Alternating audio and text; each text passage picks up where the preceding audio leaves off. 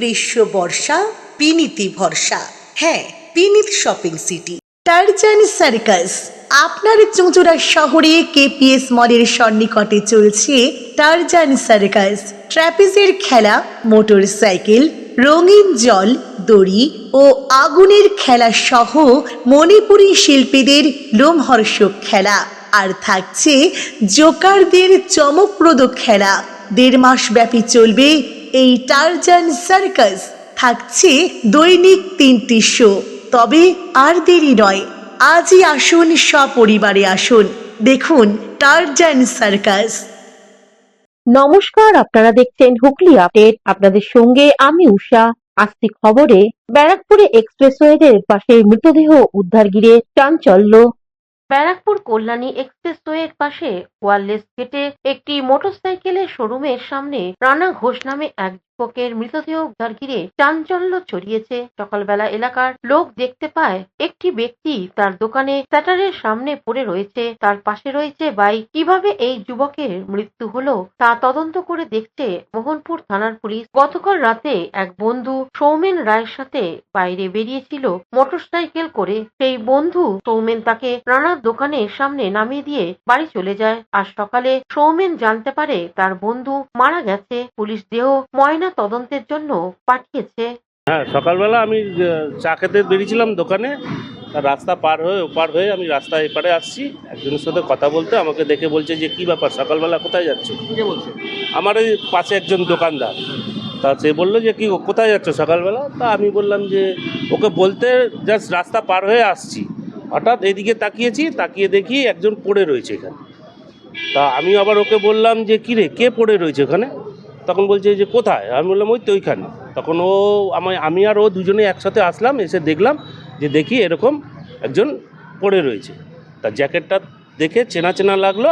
তা ওকে আমি বললাম যে মনে হচ্ছে রানাদা। তা আমি সঙ্গে সঙ্গে আমি দাদাকে ফোন করলাম, সুমনদাকে। সেটা তো আমি জানি না, সেটা তো আমি তো দেখিনি। আমি তো সকালবেলা 8টা নাগাদ বেরিয়ে আমি সকালবেলা দেখছি এরকম পড়ে রয়েছে। Bureau report, Hooghly update. নৈহাটির পৌরসভার অবসরপ্রাপ্ত কর্মীদের দীর্ঘ 4 মাস পেনশন বন্ধ, আন্দোলনে কর্মীরা। নৈহাটি পৌরসভার প্রায় 320 জন অবসরপ্রাপ্ত পৌরকর্মী যারা দীর্ঘ 4 মাস যাবৎ পেনশন পাচ্ছেন না। দীর্ঘ 4 মাস পেনশন বাকি থাকার পর আজ নৈহাটির পৌরসভার সামনে এই পৌরসভার অবসরপ্রাপ্ত পৌরকর্মীরা বিক্ষোভ প্রদর্শন করে বকেয়া পেনশনের দাবিতে। এরপর অবসরপ্রাপ্ত পৌরকর্মীরা নৈহাটির বিধায়ক প্রণবদের দ্বারস্থ হলে তিনি পেনশনের ব্যাপারে তাদের আশ্বস্ত করেন। এ বিষয়ে নৈহাটির পৌরসভার পৌরপ্রধান অশোক চট্টোপাধ্যায় কি জানাচ্ছেন শুনবো। কি বলি বলুন তো, এই বিষয়টা আপনারা যে আজকে এই প্রথম এসছেন ব্যাপারটা তা নয়। গত মাসেও আমরা এই ধরনের একটা বিক্ষোভ প্রদর্শন করেছিলাম, মিছিল করেছিলাম। সেদিনকেও আপনারা এসেছিলেন। সেদিনকে আপনারা যা শুনে গিয়েছিলেন, সেদিনকে আমাদের কথা ছিল যে 3 মাস শেষ হয়ে গিয়ে 4 মাসে চলছে। আর আজকে হচ্ছে পেনশন বন্ধ, বকেয়া যে পেনশন, গ্র্যাচুইটি, পেনশনের যে এরিয়ার, এই কোনো টাকাই আমরা পাচ্ছি না। এবার সেটা 4 মাস শেষ হয়ে আগামীকাল 5 মাসে পড়বে। তো খুব স্বাভাবিকভাবেই এখানে যে মানুষগুলো এসে দাঁড়িয়েছেন, এই মানুষগুলোর অর্থনৈতিক অবস্থা যে জায়গায় গিয়ে দাঁড়িয়েছে, আমরা বারে বারে পৌরসভাকে বা পৌর প্রধানকে গিয়ে এই কথাটা বলছি যে দেখুন, এরকম অনেক মানুষ আছেন যাদের প্রত্যেক মাসে একটা নির্ধারিত ঔষধের পেছনে একটা টাকা যায়, মেডিসিনের পেছনে, কিন্তু তারা এমন অবস্থায় পড়েছেন যে তাদের ধার করে ওষুধ কিনতে হচ্ছে। এখন এই যে ধার করে ওষুধ কিনছেন, এটা কতদিন চলতে পারে?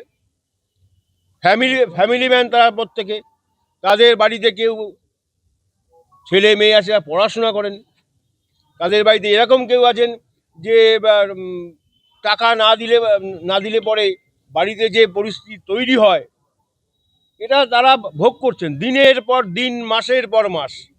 যেটা শুরু হয়েছিল গত 22 সাল থেকে, সেটা আজকে এই 25 সালের শেষ দিন, আগামীকাল 26 সাল, সেইখানে দাঁড়িয়ে একই অবস্থার মধ্যে আমরা দিনগুলো অতিবাহিত করছি। পৌর প্রশাসন, পৌর প্রধান এবং অনেক কাউন্সিলর সেখানটায় ছিলেন বা আছেন, যারা আমাদের এই কথাগুলো বারে বারে আমরা বলছি, আমাদের বলছেন হ্যাঁ আমরা দেখছি 2 দিন পরে দেওয়া যায় কিনা, আমরা দেখছি 7 দিন পরে দেওয়া যায় কিনা। কিন্তু যখন এই 7 দিন বলুন, 2 দিন বলুন, 10 দিন বলুন, যখন যা বলছেন এই কথাগুলো পরবর্তী সময় আমাদের কাছে কোনো তার মূল্য থাকছে না। আমরা আজকে পৌরপ্রধানকে আমরা সেইভাবে বারে বারে যখন বলছি, আজকে আমরা এখানে দাঁড়িয়ে এই কথাটা বলতে, কেন এই ধরনের কথা আপনি আমাদেরকে বলছেন?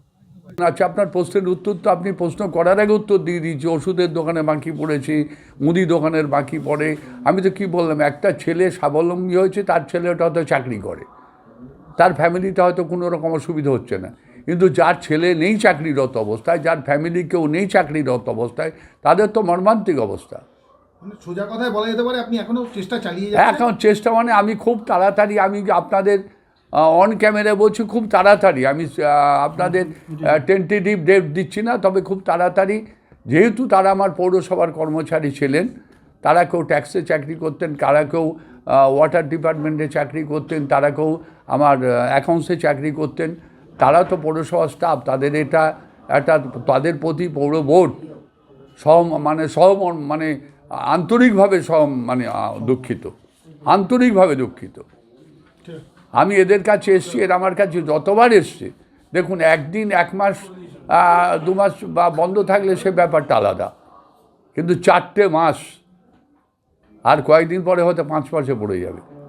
আমি একদম দায়িত্ব নিয়ে বলছি, আমি পৌর বোর্ডের একজন আমি একটা ওয়ার্ডের কাউন্সিলর এবং পৌর বোর্ডের চেয়ারম্যান, আমি দায়িত্ব নিয়ে বলছি, আমি যত তাড়াতাড়ি সম্ভব, আমি এদের এই প্রস্তাবও দিয়েছিলাম, সিআইটুর নেতৃত্ব আমার কাছে এসেছিল, আমি এই প্রস্তাবটা দিয়েছিলাম 20টা 30টা করে যদি পাঠ করে পেমেন্টটা করে দেওয়া যায়, এটা আমি আলোচনা করেছিলাম। তা আমাকে আমার কর্মরত যে সিআইটুর নেতৃত্ব আছে তারা বলেছিল আমরা একটু আলোচনা করে দেখি। Bureau report, Hooghly update. নৈহাটিতে পুরস্কার বিতরণ করতে গিয়ে বড় মাকে পুজো দিলেন হুগলির সাংসদ রচনা ব্যানার্জি। ইংরেজি নতুন বছর 2026-কে বরণ করতে উৎসবের মেজাজে মেতেছে 8 থেকে 80 সকলে, কিন্তু পুলিশ প্রশাসন সমস্ত কিছুর মাঝে পুলিশ যে নিজের দায়িত্ব পালনের অবিচল, তারই প্রমাণ মিলল এদিন পূর্ব বর্ধমান জেলার মেমারিতে। সাধারণ মানুষকে সুরক্ষা দিতে এবং শব্দ দূষণের হাত থেকে বাঁচাতে আবারও দাবাং স্টাইলে মেমারি ট্রাফিক অফিসার নানু দাস এবং তার টিম বাইক দাঁড় করিয়ে মডিফাই সাইলেন্সার খুলে দিতে বাধ্য করছেন সাধারণ মানুষের স্বার্থে। পথ চলতি মানুষ ও প্রশংসায় ভরিয়ে দিলেন পুলিশকে। একটা বাইক যাচ্ছিল, আপনার প্রশাসন ধরেছিলেন, বিকট আওয়াজ গাড়িটা। তো প্রশাসন যে কাজটা করছেন সকলের ভালোর জন্যই করছেন। হ্যাঁ, এইভাবে যদি ঘুরে যায় অতি ভালো। এখানে একটা বুলেট গাড়ি মডিফাই করা সাইলেন্সার লাগিয়ে বিকট আওয়াজে যাচ্ছিল। এখানকার প্রশাসন তাকে আটক করে সাইলেন্সারটা খুলে নেয়। তবে আমাদের মেমারি থানার আন্ডার পুলিশের যে ভূমিকা দেখছি, এতে প্রতি মডিফাই গাড়ি সাইলেন্সার প্রশাসন ধরে খুলে রাখুক, এইটাই পাবলিকের থেকে খুবই ভালো। কৌশিক ঘোষের রিপোর্ট, হুগলি আপডেট। এখন নিয়ে নেব বিজ্ঞাপন বিরতি। বিরতির পর ফিরে আসছি খবরে।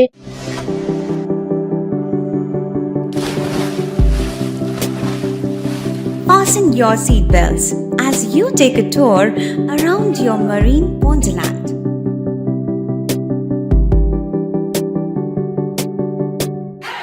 Spend a day at Aqua Marina and enjoy an array of water slides that give you butterflies in your tummy.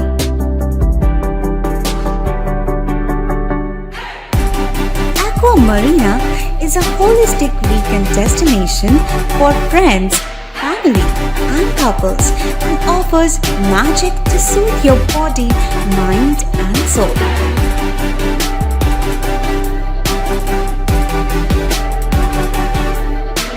Aqua Marina, your customized magician. Welcome aboard and see the magic unfold. শীত গ্রীষ্ম বর্ষা বিনীতি ভরসা, হ্যাঁ বিনীত shopping city, যে কোনো মরশুমের readymade জামা কাপড় পাওয়া যায় একই ছাদের তলায়। ছোট থেকে বড়, পুরুষ, মহিলা ও শিশুদের একমাত্র নির্ভরযোগ্য প্রতিষ্ঠান। শীতকালীন যে কোনো শাড়ি, জিন্স, টপ, কুর্তি, চুড়িদার, পাঞ্জাবি মানেই Binit shopping city. Akhan Bazar, Chuchura, Hooghly. Amala nursing home. Enjoy a weekend at Vedam, the paradise of peace. A home away from home.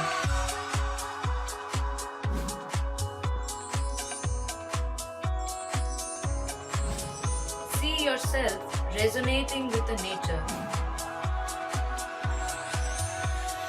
Vedam welcomes you to create your best memories. স্বাস্থ্যই সম্পদ, আর নিজের স্বাস্থ্যকে সুস্বাস্থ্য রাখতে ভারতী ইউনাইটেড স্পোর্টস ফাউন্ডেশন হুগলির সদর শহর চুঁচুড়া ঘড়ির মোড়ের সন্নিকটে আখন বাজার যোগীপাড়ায় আপনাদের জন্য নিয়ে এলো জিম অ্যান্ড ফিটনেস সেন্টার। আমাদের ব্যবস্থাপনায় রয়েছে personal training, weight training, gain strength, burn fat, build muscle, nutrition solutions, cycling. Admission ফি মাত্র 500 টাকা। জিমের সময় সকাল 6টা থেকে দুপুর 12টা এবং সন্ধে 5টা থেকে রাত্রি 10টা পর্যন্ত। আজই চলে আসুন জিম অ্যান্ড ফিটনেস সেন্টারে। আমাদের ঠিকানা যোগীপাড়া লেন, আখন বাজার, চুঁচুড়া, হুগলি। মোবাইলের যোগাযোগ 7980858461। Gym and fitness centre. বিরতির পর ফিরে এলাম খবরে। বিপুল উৎসাহ ও উদ্দীপনার মধ্য দিয়ে দুদিনের রাজ্য সাহিত্যিক সম্মেলন 2025 সমাপ্ত হলো। বঙ্গীয় সাহিত্যিক অনুসন্ধান ট্রাস্টের 5ম বার্ষিকী পূর্তি উপলক্ষে দুদিনের রাজ্য সাহিত্যিক সম্মেলন 2025 শেষ হলো রবিবার। উত্তর 24 পরগনার হাদিপুরের একটি বেসরকারি শিক্ষা প্রতিষ্ঠানের আয়োজিত রাজ্য সম্মেলনের বিভিন্ন জেলা থেকে 2 শতাধিক কবি, সাহিত্যিক, শিক্ষা ও সংস্কৃতি জগতের ব্যক্তিরা উপস্থিত ছিলেন। 27শে ডিসেম্বর শনিবার দুপুরে জাতীয় পতাকা ও ট্রাস্টের পতাকা উত্তোলন এবং জাতীয় সঙ্গীতের মধ্য দিয়ে সম্মেলনের সূচনা হয়। সম্মেলনের মূল পর্বটি তুহিন নাহকের উদ্বোধনী সঙ্গীতের মধ্য দিয়ে সূচনা হয়। সম্মেলন উপলক্ষে রাজ্য সাহিত্যিক সম্মেলন স্মরণিকা 2025 ট্রাস্ট প্রকাশিত সাহিত্যিক ডাইরেক্টরি 2025 সহ একটি কাব্য গ্রন্থ এবং একটি উপন্যাস আনুষ্ঠানিকভাবে প্রকাশিত হয়। বিভিন্ন জেলা থেকে আগত কবিদের স্বরচিত কবিতার পাঠের পর সাংগঠনিক সভার মধ্য দিয়ে সম্মেলনের প্রথম অধিবেশন শেষ হয়। দ্বিতীয় দিনের সম্মেলনের সূচনা হয় পথশিল্পীর গান ও পথযাত্রার মধ্য দিয়ে। এদিন নারী ও শিশু কিশোরদের অধিবেশনের মধ্য দিয়ে সম্মেলনের মূল কাজ শুরু হয়। এদিন আলোচনা সভার পাশাপাশি সাহিত্য ক্ষেত্রে বিশেষ অবদানের জন্য এবং শিশু কিশোরদের নিয়ে রাজ্যস্তরীয় যে অনলাইন সাংস্কৃতিক প্রতিযোগিতা অনুষ্ঠিত হয়েছিল তার সফল প্রতিযোগীদের শিশু কিশোর সম্বর্ধনা প্রদান হয়। দুদিনের রাজ্য সম্মেলনের অতিথি হিসেবে উপস্থিত ছিলেন ফন্টব্রিজ একাডেমির চেয়ারম্যান মোহাম্মদ কামরুল জামান, প্রাবন্ধিক ও রবীন্দ্র গবেষক অতনু কুমার বসু, জয়দেব মহাবিদ্যালয়ের অধ্যাপক গবেষক ডক্টর বিমল কুমার থানদার, বেতাল নাট্য সম্পাদক রফিউদ্দিন, দৈনিক আপনজন পত্রিকার সম্পাদক জাহিদুল হক প্রমুখ। বঙ্গীয় সাহিত্যিক অনুসন্ধান ট্রাস্টের রাজ্য সম্পাদক এম রহুল আমিন এ বিষয়ে কি জানাচ্ছেন শুনবো। সাহিত্যটা নিজস্ব চলে এবং সাহিত্যিক অনুসন্ধান করে খুঁজে দিতে পারে না একথা কলকাতা থেকে আব্দুল গাফারের রিপোর্ট, হুগলি আপডেট। নৈহাটির ঋষি বঙ্কিমচন্দ্র কলেজের এল ট্যালেন্টো অনুষ্ঠান উদ্বোধন হয়ে গেল। নৈহাটির রেলওয়ে মাঠে এই উদ্বোধনী অনুষ্ঠানে উপস্থিত হয়েছিলেন হুগলির সাংসদ তথা চলচ্চিত্র অভিনেত্রী রচনা ব্যানার্জি। তিনি এই অনুষ্ঠানে প্রদীপ প্রজ্বলন করে অনুষ্ঠানের সূচনা করেন। এরপর কলেজের বিভিন্ন প্রতিযোগিতায় সফল ছাত্রছাত্রীদের পুরস্কৃত করেন। বৃক্ষরোপণও করেন। এই বিষয়ে সাংবাদিকদের মুখোমুখি হয়ে তিনি জানান, নৈহাটির বড়মা স্থানে পুজো দিয়ে এই অনুষ্ঠানে আসতে পেরে খুশি এবং এসআইআরের প্রক্রিয়া নিয়ে ওনাকে প্রশ্ন করা হলে তিনি জানান, নৈহাটি আসতে সর্বপ্রথম নৈহাটি আসতে খুব ভালো লাগে, কারণ বড়মার মন্দির আগেই এসেছি, যখন বড়মার মন্দির আগে দর্শন করলাম, মায়ের আশীর্বাদ নিয়ে বছর শুরু হলো এবং তারপরে শ্রীরামপুরে আজকে আমাকে আমন্ত্রণ ছিল এখানে এল ট্যালেন্টো, এবং সব থেকে বড় কথা সিজন 4-এ পৌঁছে গেছে এবং এত সুন্দর একটি প্রয়াস, এত সুন্দরভাবে অর্গানাইজ করা হয় এই অনুষ্ঠান।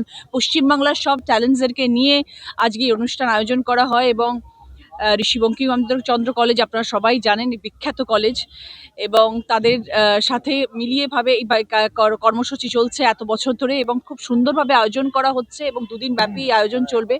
সেই জন্যই সবাইকে সাপোর্ট করার জন্য এখানে আসা এবং সবার হাতে প্রাইজ তুলে দেওয়া। দেখুন, আমি সবসময় বলে থাকি যে প্রতিটি মানুষের মধ্যে কিছু না কিছু ট্যালেন্ট সবসময় লুকিয়ে থাকে, সবার মধ্যে এই জিনিসটা রয়েছে, কিন্তু সেটাকে বার করে নিয়ে আসার জায়গা চাই। তো সেটা সবাই সবসময় পায় না, তারা সবাই কিছু না কিছু ট্যালেন্ট নিয়ে জন্মায় এবং সেই ট্যালেন্টটাকে আমাদের সকলের সামনে বার করে নিয়ে আসার একটা জায়গা চাই। সেই জায়গায় আজকে এল ট্যালেন্টো মতন একটা সুন্দর অর্গানাইজ করা একটা হচ্ছে প্রোগ্রাম এবং সেখানে এত ছাত্র ছাত্রীরা সবাই স্বীকৃতি পাচ্ছে, এটা হচ্ছে সব থেকে বড় কথা। তারা সার্টিফিকেট পাচ্ছে, তারা অ্যাওয়ার্ড পাচ্ছে এবং তাদের নাম আজকে বাইরে ছড়াচ্ছে এবং তারা যেই যেই কাজের জন্য স্বীকৃতি পাচ্ছে সেগুলো নিয়ে তারা জীবনে এগিয়ে যেতে পারবে, এটাই সব থেকে বড় কথা। এটা একটা বড় প্রয়াস, নতুন প্রজন্মকে এগিয়ে নিয়ে যাওয়ার একটা বড় আয়োজন এটা। Bureau report, Hooghly update. Hooghly Chuchura Srishti Nritya শিক্ষা কেন্দ্রে 19তম বার্ষিক অনুষ্ঠান অনুষ্ঠিত হলো চুঁচুড়া রবীন্দ্র ভবনে।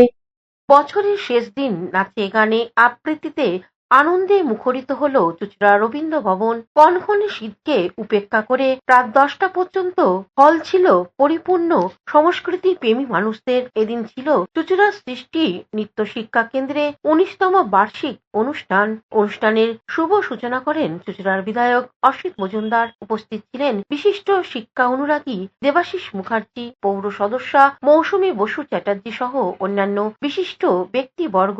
বর্তমানে বাংলা ও বাঙালি নিয়ে যে বিতর্ক চলছে, নৃত্যানুষ্ঠানের মাধ্যমে সেই বিতর্কের প্রতিবাদ করেন নৃত্যশিল্পীরা। নৃত্যানুষ্ঠান ছাড়াও আবৃত্তি সঙ্গীতানুষ্ঠানিক অনুষ্ঠিত হয়। বন্দে মাতারামের 60 বর্ষ উপলক্ষে আবৃত্তি অনুষ্ঠানের মধ্য দিয়ে বঙ্কিমচন্দ্র চট্টোপাধ্যায়কে শ্রদ্ধা জানানো হয়। এদিনের অনুষ্ঠানে অন্যতম আকর্ষণ ছিল মহাভারতের প্রেক্ষাপটে তৈরি নৃত্যনাট্য বিষাদ প্রতিমা। সমগ্র নৃত্য পরিকল্পনা পরিচালনায় ছিলেন নৃত্যশিল্পী মৈত্রী দে সিনহা। তিনি এক সাক্ষাৎকারে কি জানাচ্ছেন শুনবো। ভালো তো ভীষণই লাগছে। প্রথমে খুব টেনশন ছিল, আমরা মোটামুটি অক্টোবর থেকে চলছে আমাদের জার্নি, রিহার্সাল এই সেই, তো খুবই টেনশন ছিল। মোটামুটি অডিয়েন্স এখনো অবধি সবাই বলছে ভালো হচ্ছে, এটাই মানে আমাদের সার্থকতা যে এত পরিশ্রমের পর সবাই ভালো হচ্ছে যখন বলছে, নিশ্চয়ই এটা তো একটা সাকসেস। অবশ্যই প্রত্যেকে আগামী দিনে অনেক বড় মাপের শিল্পী হবে এবং প্রত্যেকের মধ্যে অনেক সম্ভাবনা আছে। প্রতি বছর আমাদের স্কুলের যে প্রাইজ ডিস্ট্রিবিউশন হয়, আমাদের যে পরীক্ষা হয় বঙ্গীয় সঙ্গীত পরিষদের অনুমোদিত, তো সেখানে যে পরীক্ষা হয় সেই পরীক্ষায় সর্বোচ্চ নাম্বার, যেটা ক্লাসিক্যাল, ওড়িশি এবং কথকে যারা সর্বোচ্চ নাম্বার পায় তাদের একটা পুরস্কার দেওয়া হয়, এবং রবীন্দ্রনৃত্যে তো এবছর রবীন্দ্রনৃত্যে পেয়েছে যুথিকা দাস। এটা আমার মায়ের স্মরণে, শ্রীমতী রেবাদের স্মরণে দেওয়া হয়, কারণ আমার এই জগতে আসাটাই হচ্ছে তার জন্য। তিনি আমাকে না এই জগৎটা দেখালে আমি একদম অধরাই থাকতাম। Bureau report, Hooghly update. এখনকার মতন খবর এই পর্যন্তই। প্রতিদিন দেখুন হুগলি আপডেট। নমস্কার।